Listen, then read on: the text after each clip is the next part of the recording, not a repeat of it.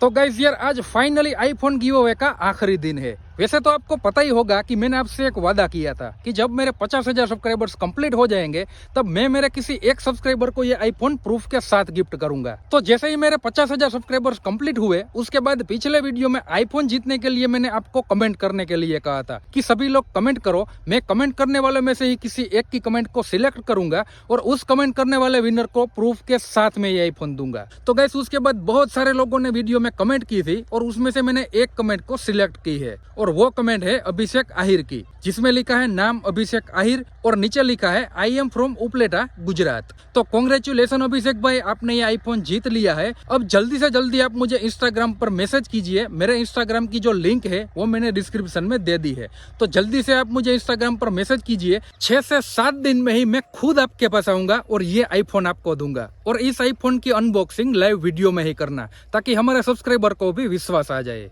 और गाइस अब मेरी बात को ध्यान से सुनो, अब बारी है दूसरे गिव अवे की। तो जो दूसरा गिव अवे है वो है 1 लाख सब्सक्राइबर का। गाइस मेरे 1 लाख सब्सक्राइबर्स करवा दो।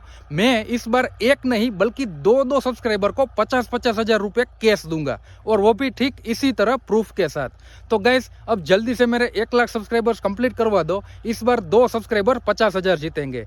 तो चलिए अब मिलते हैं नेक्स्ट वीडियो में।